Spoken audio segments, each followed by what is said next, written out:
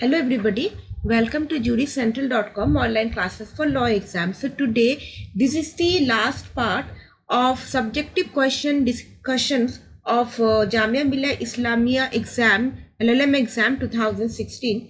So yesterday I have discussed with you a total number of 4 questions and now I will be discussing with you the rest of the 4 questions. So now let me tell you, in the year 2016 the total marks were 100 only.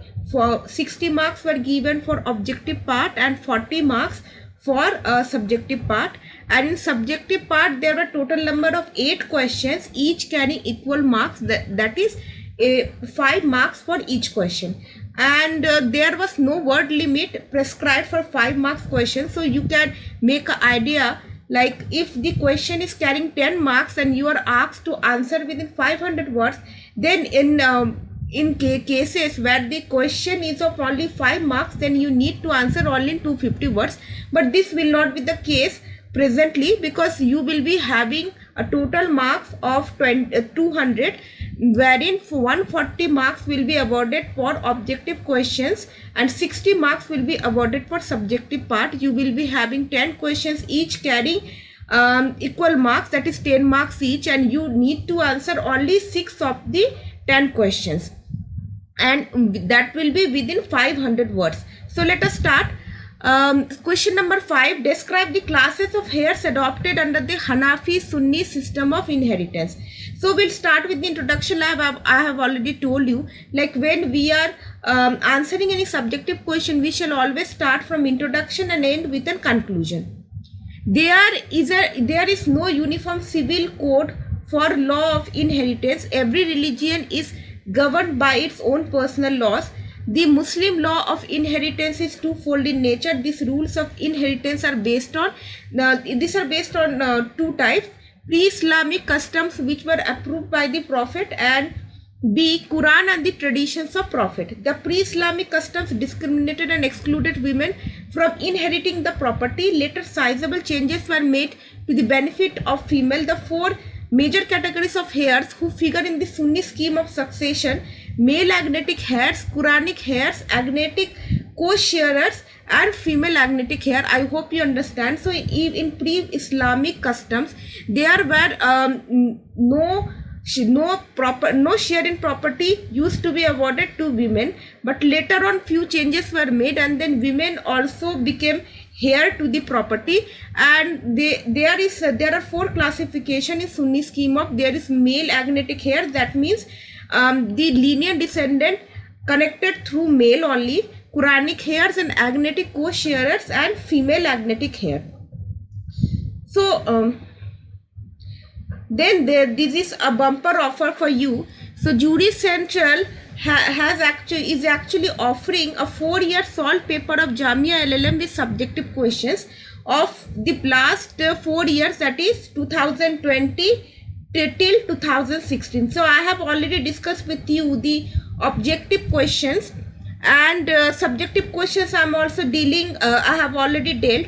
So in this package you will be having both these objective questions which are already done on this platform and the subjective questions. Like many of you were asking to provide you the PDF, so this product will be given to you in PDF format only. I am not providing you any book, so it will be very convenient for you to read this material anytime.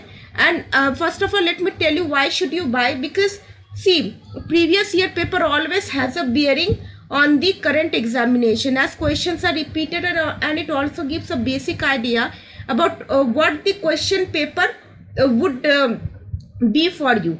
And then second most important thing, because hardly any books are available, I have hardly come across any book which are offering the previous year question paper of LLM exam.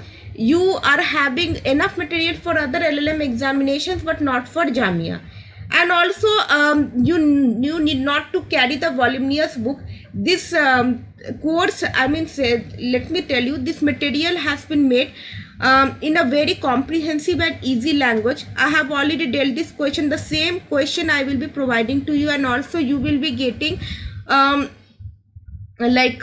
advantage where I would be providing you the unsolved previous year question paper of Jamia Millia, that is the official one. So because the official one question papers are not in editable format, so I have typed the entire question and then prepared the PDFs for you. But I am actually in a bonus, I am providing you the last 4 years official question paper, so that you can check by yourself like whether I have provided you the correct question or not. It is for your satisfaction, and all this you will get in just 500. So I have already shared the link in the description box below. You can also visit the website www.jurycentral.com, and you may go to my shop. There is an icon called my shop. It will be appearing in the home page only. And let me people also tell you, you can make the payment through any online mode. Like you can also make the payment through credit card, debit card, or wallet payments or UPI payments. We accept everything. This is the best offer for you. And because this is the set of question paper we are offering, which is not available on any platform, so it is highly advisable for you to get it and prepare for the examination. Then we'll come to different types of hair. So we were discussing the questions relating to Muslim inheritance, Muslim inheritance. So let us see. The inheritance is limited to 3 groups. So the quota heirs consist of daughters, parents, grandparents, husband and wife, wives, brothers and sisters and others. 2. After the shares of the quota heirs is distributed, members of the Asaba, usually a combination of male and sometimes female relatives, inherit as residuaries. So there are the types of heirs, and in case a person leaves no direct relatives, then his property becomes the property of the estate. So first come the quota heirs, in which daughters, parents, grandparents, husband, wife, wives, brothers and sisters comes into play. Then after the shares of the quota heirs is distributed, then the remaining shares is actually distributed among female relatives as residuary shares. Then sharers, so there are 12 sharers. These are husband, wife, daughter, daughter of a son, or son's sons, or son's son and son, that means grandson. Then father, paternal grandfather, mother, grandmother on the male line, full sister, consanguine sister, uterine sister and uterine brother. So these are the 12 kinds of sharers. Then pre-Islamic male agnatic. A male agnatic heirs play a significant role in the law of succession. The nearest male agnatic or the highest ranking female relative of the propositors will inherit the property. So let me tell you one very clear thing. Like we have already discussed that in pre-Islamic there was no culture of giving a share of the property to the female, but only male can inherit the property. So this was the custom prevalent in the pre-Islamic days, but later on Quranic reforms were done, and in which agnatic co-sharers, a female can participate in the succession of property as agnatic co-sharers if she is led by a male agnatic heir who is related to the deceased. An agnatic co-sharer is either a collateral or a descendant of the propositors. Therefore, a grandmother can never be made an agnatic heir. In some cases, a mother is an exception. So, in this case, even a female can also participate in the succession of property. And but a condition is given that if she is led by a male agnatic heir, that means she must be a sister or say a daughter of the male agnatic heir. But a grandmother, or say in some cases, but mother can also become an exception in some cases, but not in all cases. Then special case, mother becoming an agnatic heir if the male agnate is the father, and if there are no children, grandchildren or any collateral present, then the father becomes the agnatic heir and converts the mother into an agnatic co-sharer. So there are certain special cases, like if there are no children or grandchildren or any collateral present, then the father becomes the agnatic heir and converts the mother into an agnatic co-sharer. Then in those cases, mother can also become a co-sharer. Then female agnatic heir, the sole female who inherits agnatically on her own is the German or consanguine sister. If German or consanguine sister co-occur with a daughter or son's daughter, sister ceases to be Quranic heir. Suppose if that deceased sister, suppose if the deceased has a sister and she inherits the property on her own, But in case if the deceased already has a son's daughter or a daughter, then her right comes second after them. And the female agnatic heir will be replaced as agnatic heir, or she will be excluded by the male. So anything can happen. So she can be replaced also, or she can be excluded also. That means her right comes second. Quranic heir. The husband and wife will always take the Quranic entitlement. The mother, father and daughter are also included in the inheritance. However, in some cases, the daughter and the mother may take as agnatic co-sharers, or the father as male agnate. So this is also one of the right given under as per Quranic heir reforms. Then settling the shares. A Muslim law of succession which allots fractional parts of the unity to numerous heirs, and sometimes these fractions can be more or less than the unity. In such cases, the shares of the heirs are reduced or increased accordingly. The process of the shares being reduced is called doctrine of all. So there are two doctrine of settling the shares. First is doctrine of all, which is actually nothing but increasing the shares, and the doctrine of all is actually decreasing the share when you have more property than much is required. And the doctrine of Rad, that means return. So it means increasing the say a share when there is less property. Now I'm telling you why. So I will give you a brief explanation about this with the illustration. So doctrine of all. So there's a calculation. So see, in Quran, every member has a fixed share in the Quran. So like in this case, a woman dies leaving behind her two daughters, father and husband. So she left behind 4 members of her family. Husband will take 1/4, this is fixed. Father will get 1/6, this is also fixed. And daughters have only 1/3 share of property. But in case the woman has 2 daughters, then the total share will be 2/3. 2 into 1/3.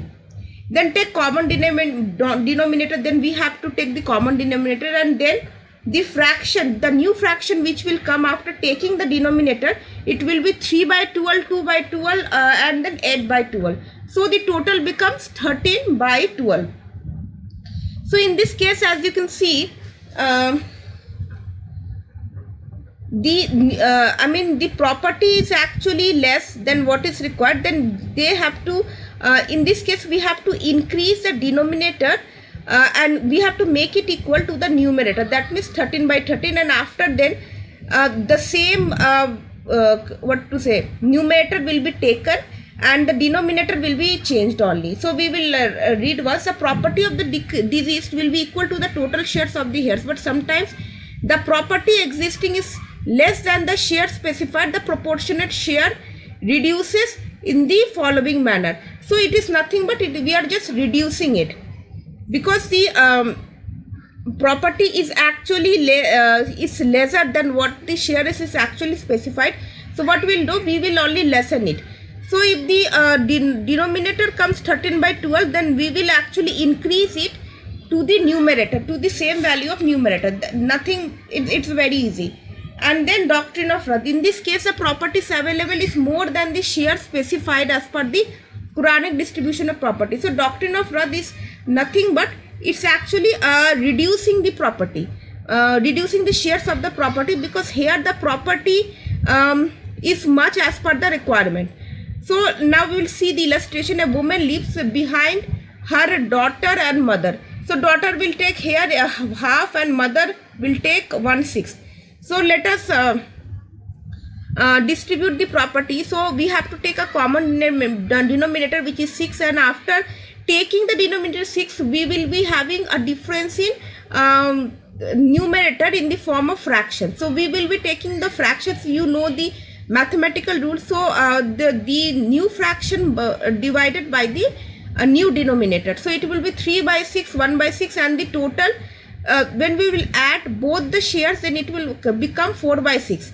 So the property is what? So the denominator will be taken as a property. So here property is much more than the numerator.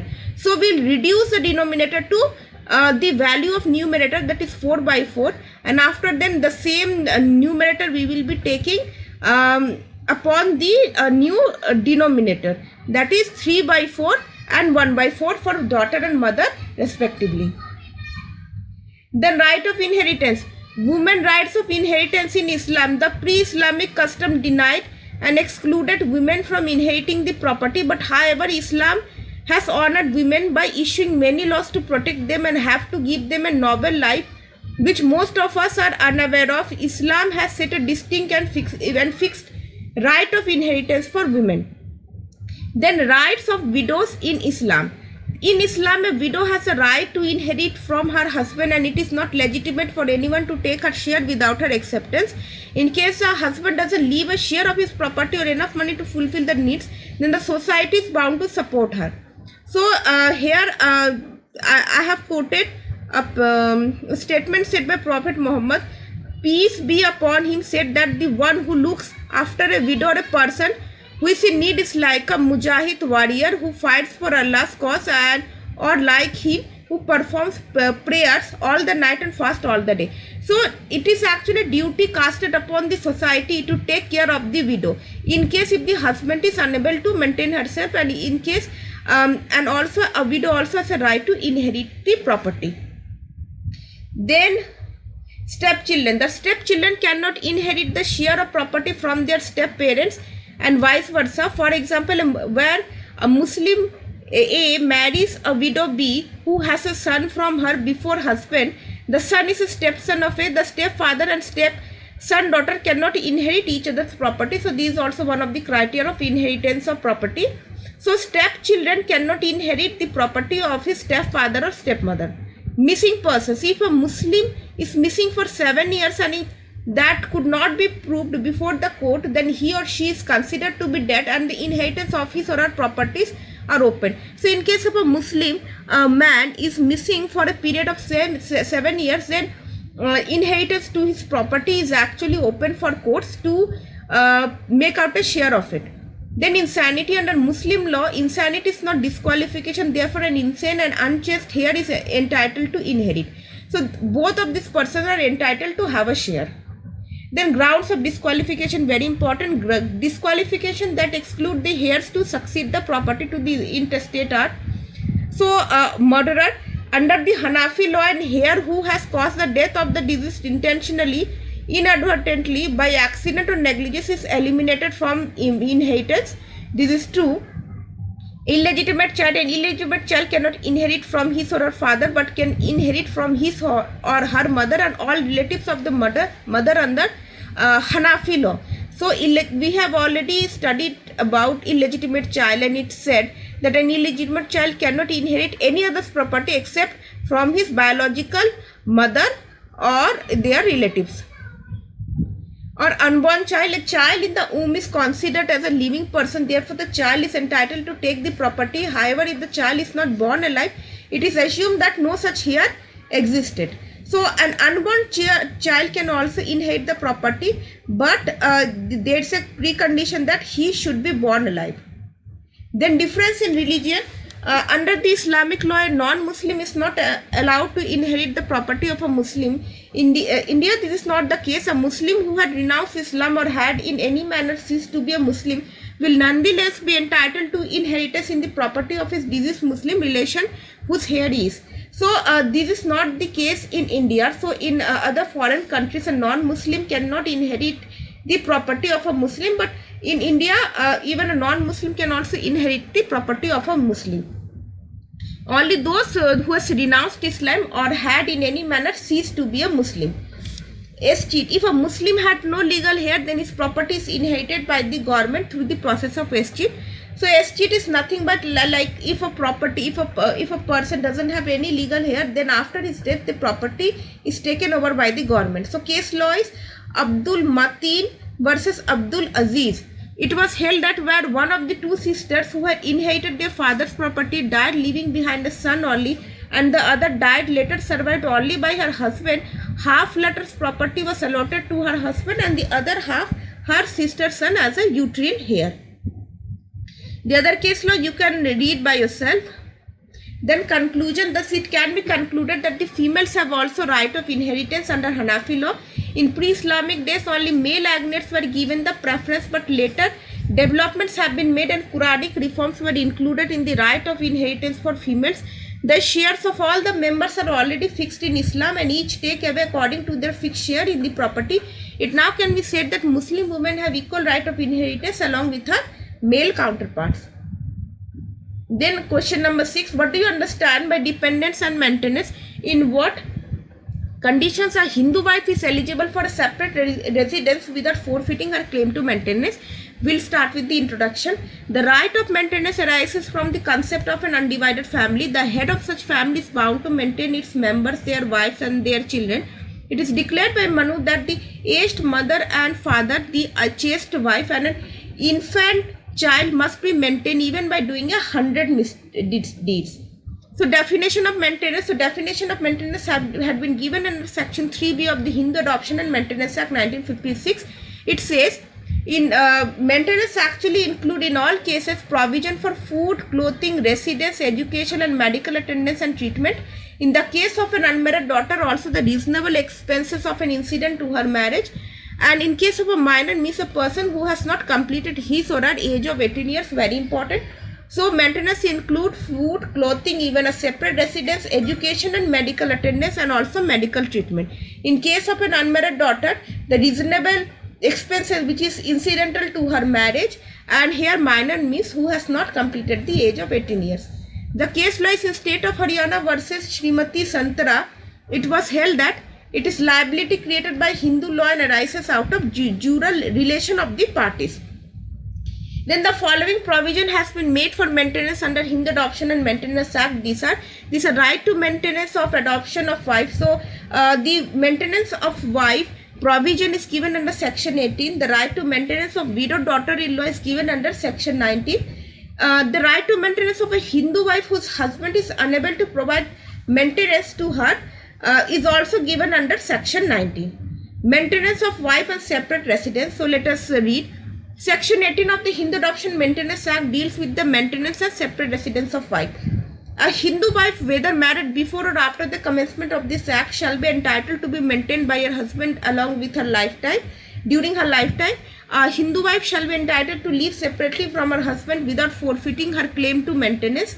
And if he is guilty of desertion, if he has treated her with such cruelty as to cause a reasonable misapprehension in her mind that it will be harmful or injurious to live with her husband, if she is suffering from a virulent form of leprosy, if he has any other wife living, if he keeps a concubine in the same house in which his wife is living or habitually resides with a concubine elsewhere, if he has ceased to be a Hindu by conversion to another religion, if there are any other cause justifying living separately. So see, if a Hindu wife has a right to maintenance, even if she is not staying with her husband, and also she has also a right to live separately from her husband.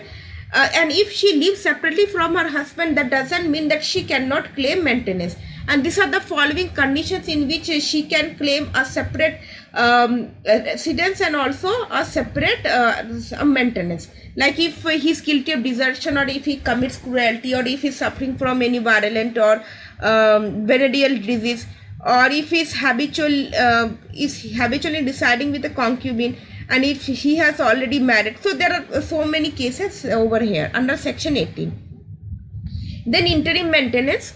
In Purushottam Mahakut versus Srimati Annapurna Mahakut, the Supreme Court held that the right to claim interim maintenance in a suit is a substantive right under section 18 of the Act. Since no form is prescribed to enforce the said right, civil court in exercise of its inherent power can grant interim maintenance. Even under section 18, interim maintenance can also be granted. Then under section 19, maintenance of widowed daughter-in-law. A Hindu wife, whether married before or after the commencement of this act, shall be entitled to be maintained after the death of her husband by her father-in-law, provided and to the extent that she is unable to maintain herself out of her own earnings or other property, or that she has no property of her own, is unable to maintenance from the estate of her husband or her father or mother, or from her son or daughter, if any obligation under this section shall not be enforceable if the father-in-law has not the means to do so from any co-partner property in his possession. So Under Section 19, a duty has been cast upon the father-in-law to maintain his daughter-in-law, provided she is unable to maintain herself or she has not enough property she is unable to maintain herself because she has not enough property to do that. And also she cannot maintain herself from the estate of her husband or the father or mother or from a son or daughter. In Raj Kishore Mishra versus Srimati Meena Mishra, the court held that the obligation of father-in-law shall not be enforceable if he has no means to maintain his daughter-in-law from any co-parcel property. So in this case also it is said that suppose if the father-in-law is not in a condition to maintain her daughter-in-law, out of the co-parcenary property which he is holding, then it cannot be said that the father-in-law is bound to maintain the daughter-in-law. The status of wife of a joint Hindu family and co-parcener, a woman who entered into a joint family through marriage enjoy rights which are restricted, like to maintenance out of its funds, right of residence in the family house, etc. In the light of the above, it can be said that the wives married into the joint family are denied any other co-parcener right beyond maintenance and residence. So a Hindu wife or say a married woman has a right of separate residence and maintenance in her in-laws and also from her husband's property. Case law. Then Ramabai wife versus Vikaji Bhaskar versus Trimbak Ganesh Desai. The husband, an undivided member of a joint family, had deserted his wife. The wife claimed maintenance for herself and a child from the husband relatives. The Bombay High Court held no doubt the authorities do not show that the relations of a deserted wife are under a personal liability to maintain her, but they do show that she is entitled to be maintained out of her husband's property to the extent of 1/3 of the proceeds of that property. The High Court thus upheld the claim of the wife to receive maintenance from her husband relatives. So in this case, it has been held that even suppose the wife is unable to maintain herself, then she can also claim maintenance from the joint family property and from her husband relatives, even the latter didn't have a personal obligation to do so. Like it is not a personal obligation of the husband relatives to maintain his wife, but in some cases when she is unable to maintain herself, then in the joint family property the husband relatives are also liable to maintain the woman. Conclusion: it is needless to emphasize that the principle of maintenance is an integral part of Hindu joint family system. Maintenance was a supreme duty cast upon a Hindu karta on whose shoulders his dependents depend. The classical Hindu law is framed in such a way that no member of a joint Hindu family, especially the female members, should be left unprovided. Then question number 7, how is the alteration of share capital different from the reduction of share capital? Very important. So we'll start with the introduction. Alteration is much wider term than reduction, since alteration may be increase or decrease or cancellation in share capital, but reduction is a much restricted phenomena wherein the only consequence that needs to be achieved here is overall decrease in share capital. So alteration can be increase or decrease in share capital, but reduction means only decrease in share capital. The companies are allowed to alter the authorized share capital according to the procedure mentioned in section 61 to 64 of the Companies Act, with section 13 and 14 of the Companies Act. So section 13 deals with alteration of memorandum of articles and section 14 deals with memorandum of association. Section 13 and section 14 deals with memorandum of articles. An increase or decrease in the share capital of a company may be carried out as and when the company requires this, leading to an alteration in the company's share capital. The alterations to the capital clause have been done according to the Companies Act 2013. So capital clause is actually given under memorandum of association, and it needs to be altered if the article of the association doesn't permit so. So let us read. So a company can increase its authorized share capital by altering the memorandum of association. Section 13 of the Companies Act deals with altering of memorandum of association, and section 14 of the above said Act deals with altering the articles of association. So it is very important that the articles of both the MOA and AOA shall be altered if in the case it is not provided so for the alteration of share or for the reduction of shares. Section 13 of the Act actually for the alteration of shares bilkul, but because in reduction of shares it is mandatory to make changes in the MOA as well as AOA, that means memorandum of association and articles of association. Then section 13 of the act state that as provided in section 61, a company may by special resolution and after complying with this procedure specified in this section alter the provisions of its memorandum. If there is no provision to alter the provision of article of section 14 of the Companies Act 2013, then the company is required to make suitable application to the concerned stock exchange where the company is listed in a prescribed form. Suppose if there is no provision for alteration of the memorandum of association, then the company has to make a request to the stock exchange.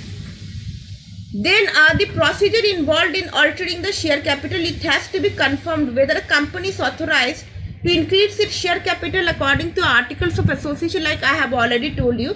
And if it doesn't authorize, then procedure for such alteration has to be carried out. How? Now I am telling you. A board meeting should be called for an extraordinary general meeting to get the approval of the shareholders for such alteration. An EGM meeting has to be called. Then the EGM should be called comprising of the shareholders by sending a notice mentioning the purpose of the mentioned meeting regarding the alteration. Then it has it has to be accompanied by a notice. The EGM has to be accompanied by a notice mentioning what is the purpose of the meeting, the schedule, and regarding the alteration of MOA and AOA. Then the special resolution shall be passed. So this special resolution shall be passed to alter the memorandum of association and article of association. Then authorizing the board to file necessary forms and resolutions with registrar of companies having jurisdiction. Then it has to authorize the board to file necessary forms and resolutions with registrar of companies having jurisdiction. The registrar to be given notice. The registrar of companies shall be notified within a period of 30 days. So after the alteration, registrar has to be given notice within 30 days of the passing of the resolution, and if he fails to do so, the penal provisions has been provided under section 64. Then we will be dealing with case law.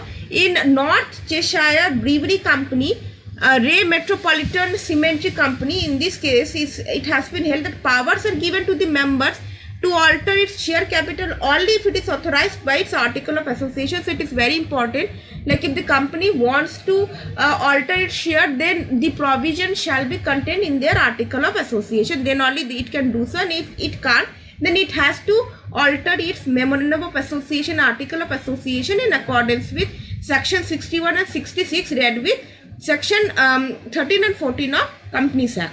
Then as per section 66 of Companies Act of 2013, there are almost 3 ways of reducing share capital for a company limited by shares or guarantees. So under section 66, the reduction of shares can be done. So how? Firstly, reducing or extinguishing liability on such unpaid shares of the company.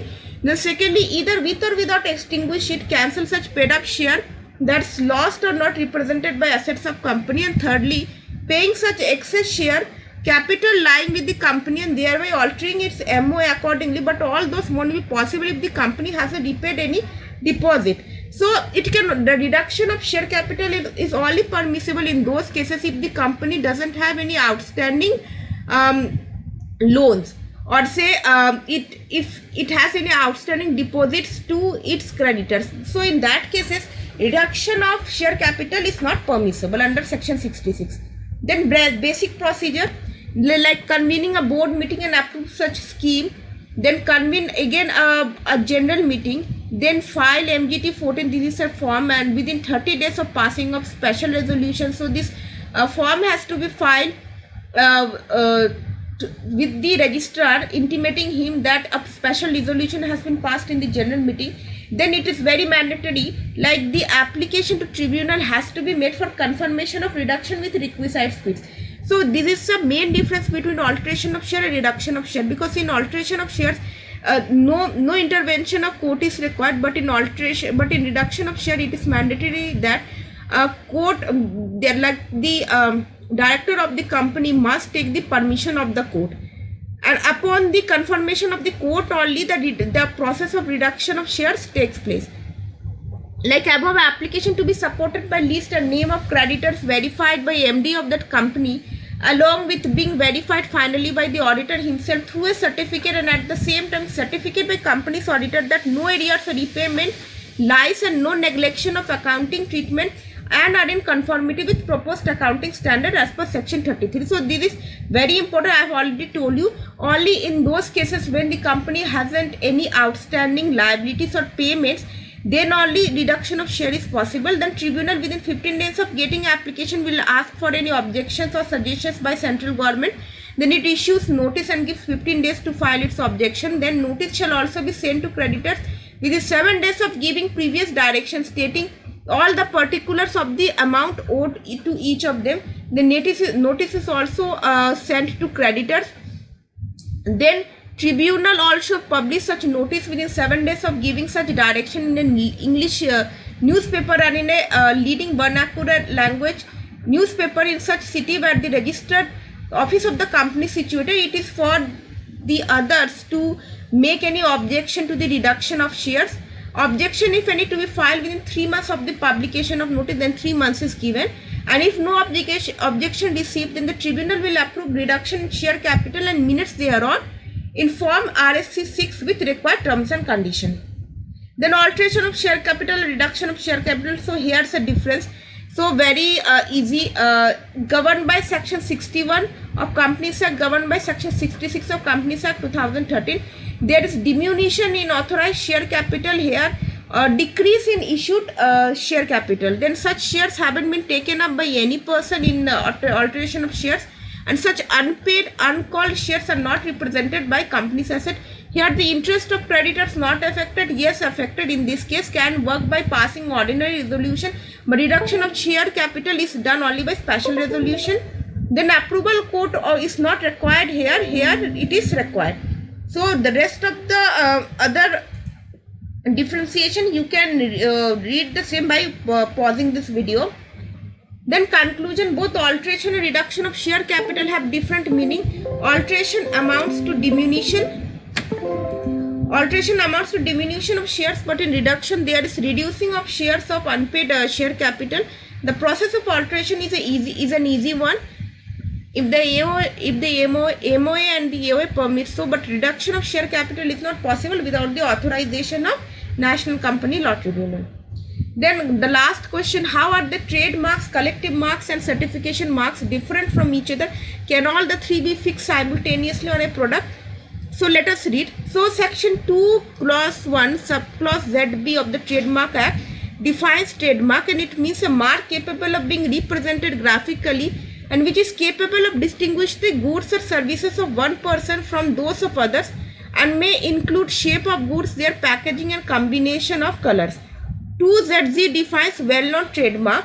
It says trademark shall include reference to collective mark or certification trademark. So trademark is nothing but it actually includes a collective mark and certification mark, and it is capable of representing in a graphical way to distinguish the goods and services of one person from that of another person in shape of their goods, their packaging and combination of colors. Hence it can be said that collective mark and certification trademark are also trademark. Then according to section 2 clause 1 clause E, it defines certification trademark. It means a mark capable of distinguishing the goods or services in connection with which it is used in the course of trademark, which is certified by the proprietor of the mark in respect of origin, material, mode of manufacture of goods or performance of services, quality, accuracy or other characteristics from goods or services not so certified and registrable as such under chapter 9 in respect of the goods or services in the name as proprietor of the certification trademark of that person. I know the definition is lengthy, so I am giving you in short. Certification trademark is nothing but the proprietor of the trademark is actually authorizing you to use this certification trademark for actually establishing a quality of the goods and services which a person is actually endorsing. So it can be anything. It can be on the basis of the mode of manufacture of goods, or the origin of the goods, or the quality, accuracy, or other characteristics.